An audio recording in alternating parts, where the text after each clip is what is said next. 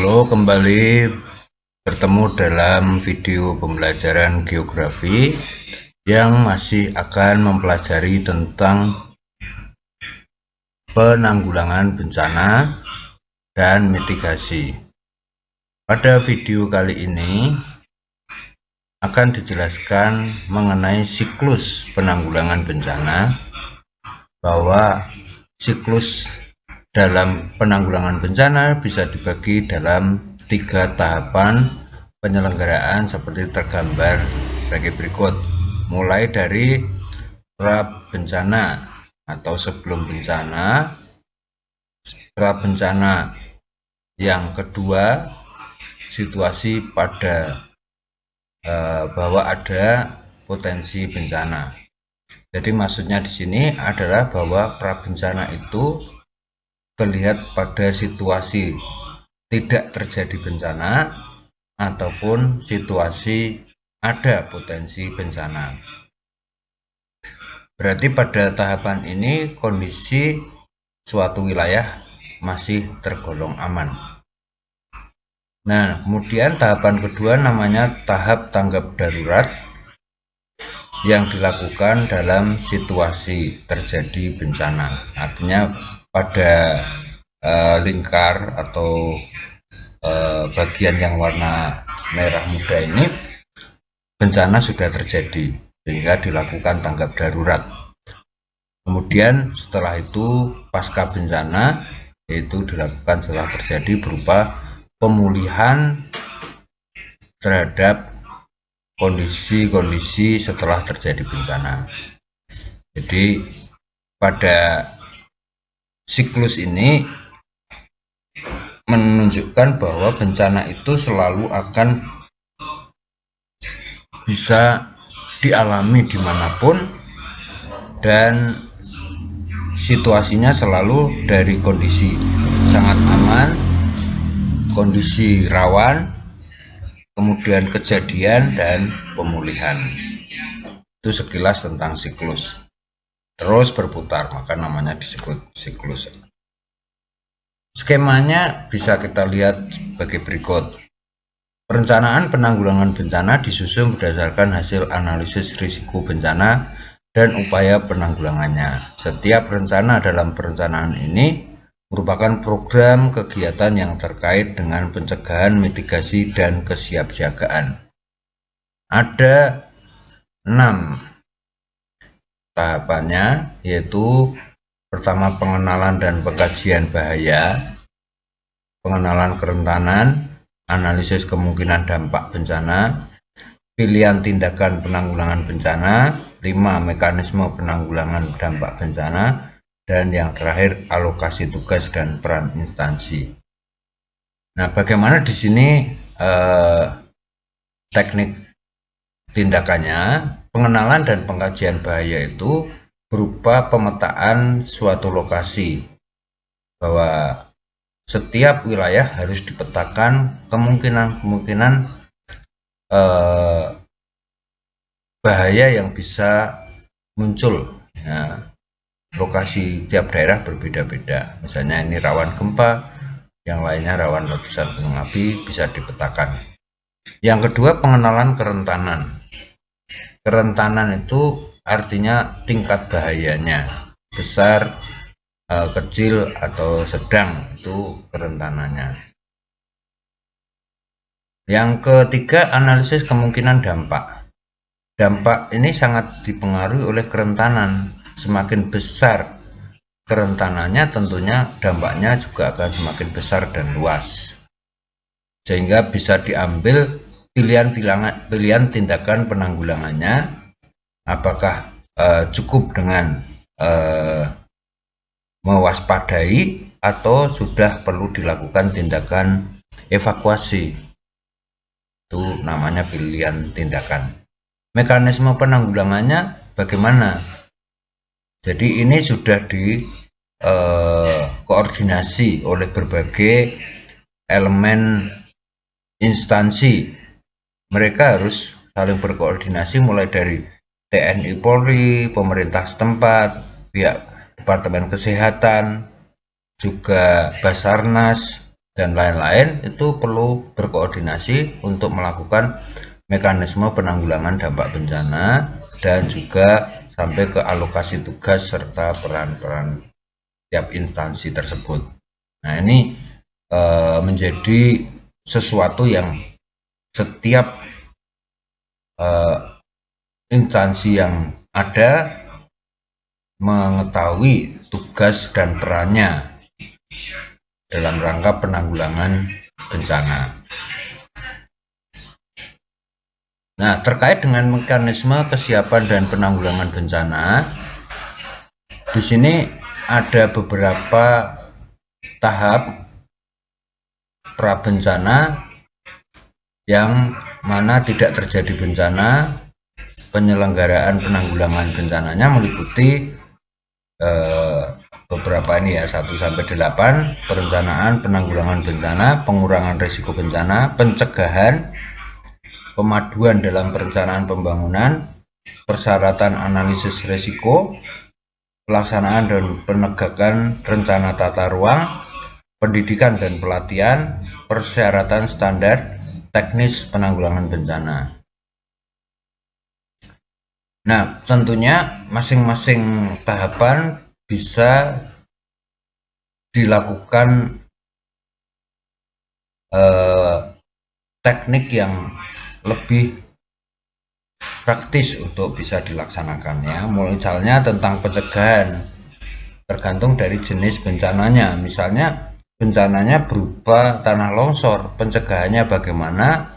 Di video sebelumnya sudah dijelaskan dapat dilakukan dengan menanami daerah-daerah lereng dengan pepohonan yang memiliki akar kuat.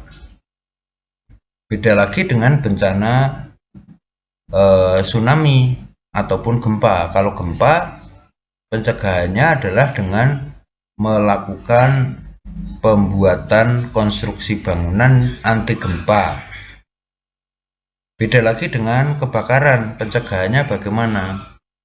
Harus betul-betul memperhatikan misalnya jaringan kabel listrik dalam setiap rumah, misalnya begitu. Itu bagian dari pencegahan. Kemudian hindari penggunaan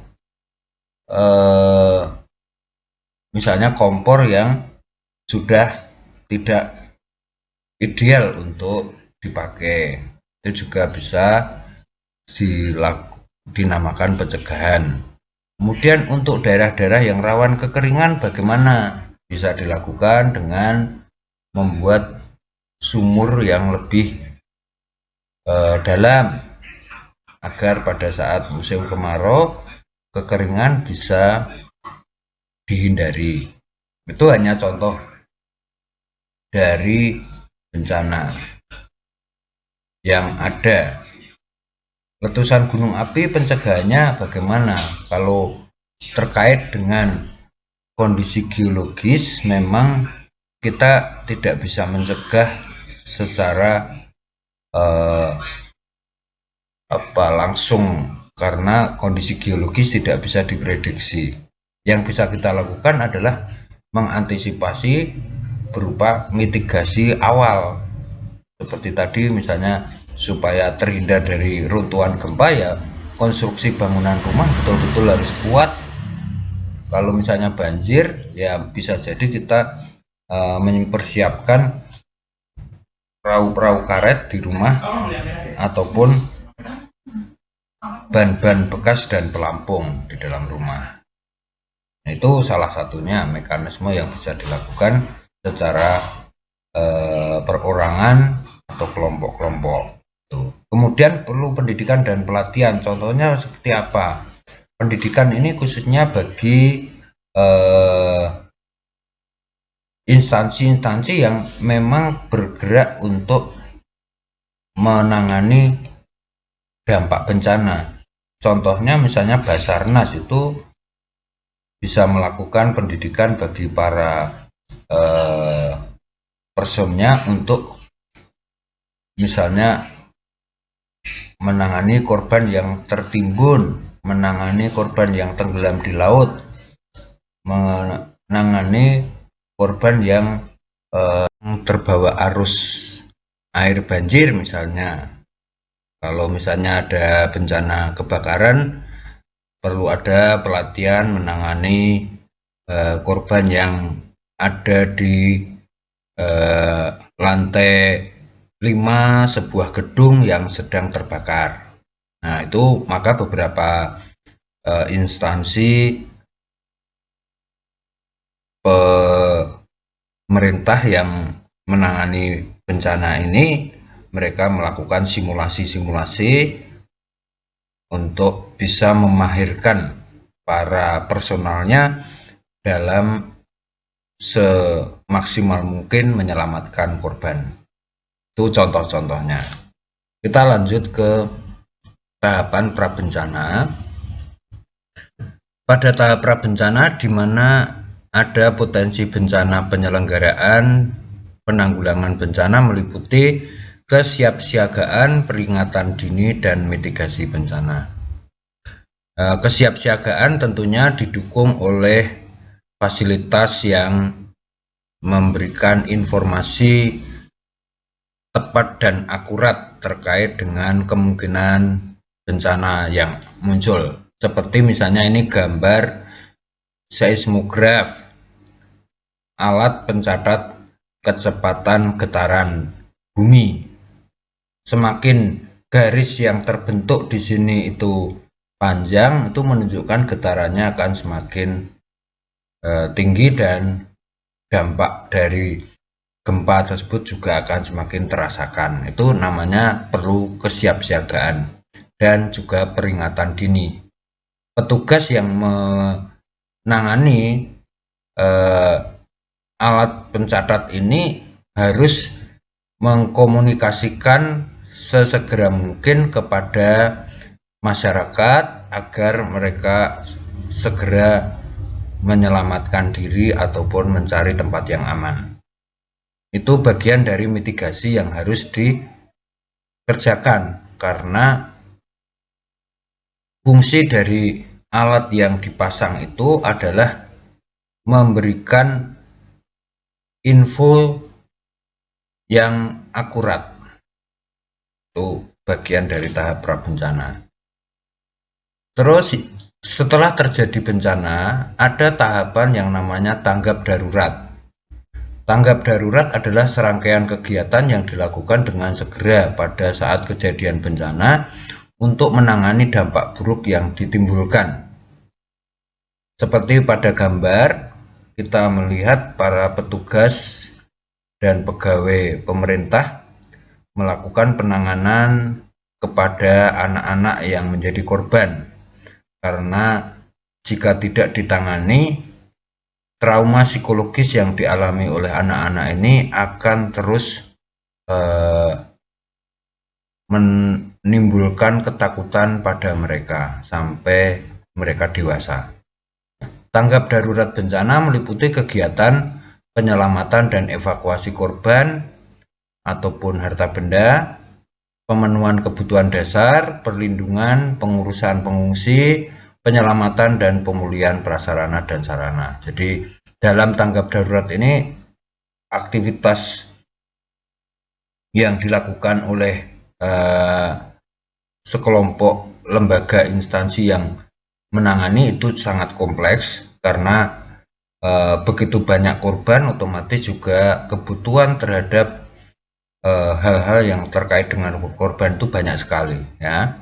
Kebutuhan dasar makan, minum itu jelas, obat-obatan ya itu harus terpenuhi, perlindungan tempat tinggal sementara untuk mereka para pengungsi itu, dan apabila ada yang belum ditemukan karena keruntuhan atau misalnya banjir itu terbawa arus dan sebagainya, harus segera diurusi, diselamatkan. Dan jika kondisi itu sudah mulai teratasi, harus ada upaya pemulihan prasarana dan sarana. Misalnya tanggul yang jebol misalnya itu harus segera dibendung atau dibangun ulang, rumah yang runtuh kemudian dibereskan dan didata untuk dilakukan pembangunan ulang atau pembangunan perbaikan. Sesudah bencana itu ada banyak kemungkinan yang terjadi ya. Di sini dikatakan penyelenggaraan penanggulangan bencana pada tahap pasca bencana meliputi rehabilitasi dan rekonstruksi. Mekanisme penanggulangan bencana terbagi di dalam 3 tahapan berikut. Pada saat prabencana, fungsi BPBD (Badan Penanggulangan Bencana Daerah) bersifat koordinatif dan pelaksana. Pada saat darurat tersebut, fungsi BPBD bersifat koordinatif, komando, dan pelaksana. Dan pada saat pasca bencana, fungsi BPBD bersifat koordinatif dan pelaksana juga. Maksudnya di sini adalah peran Badan Penanggulangan Bencana Daerah tersebut mulai dari mengkoordinasi para personalnya sampai menjadi pelaksana dan memberi komando. Tergantung dari tahapannya ya. Tahapannya seperti apa, mereka selalu berkoordinasi baik itu melalui tim Basarnas dan juga tim penyelamat yang lain atau sukarelawan. Bahkan kadang melibatkan anjing pelacak untuk mencari korban yang mungkin sulit diketahui posisinya. Nah, apa tujuan penanggulangan bencana? Ada 5 di sini. Pertama, memberikan perlindungan kepada masyarakat dari ancaman bencana. Terus yang kedua, menyelaraskan peraturan perundang-undangan yang sudah ada, menjamin terselenggaranya penanggulangan bencana secara terencana, terpadu, terkoordinasi, dan menyeluruh. Yang keempat, menghargai budaya lokal. Yang kelima, membangun partisipasi dan kemitraan publik serta swasta. Nah, bagian yang mungkin belum sempat saya jelaskan adalah menghargai budaya lokal. Kemungkinan terjadinya bencana bisa merusak unsur-unsur budaya yang ada di lokasi bencana, misalnya di sekitar Candi Borobudur ataupun di sekitar Keraton Jogja atau di sekitar Candi Prambanan. Itu banyak budaya-budaya lokal yang harus diselamatkan dari dampak bencana tersebut. Dan membangun partisipasi kemitraan publik itu bentuknya apa? Yaitu penggalangan dana sosial untuk membantu para korban, khususnya terhadap mereka yang berada di lokasi yang tidak terdampak bencana atau daerah-daerah yang aman.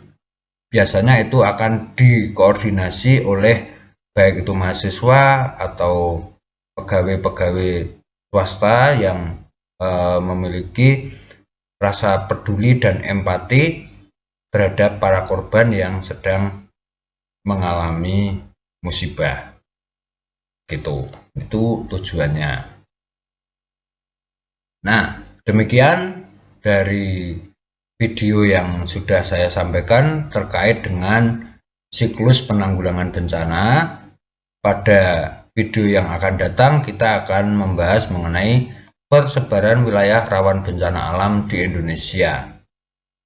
Silahkan ditunggu video kelanjutannya. Untuk kali ini saya cukupkan video saya. Semoga bermanfaat bagi para pemirsa. Terima kasih, selamat belajar.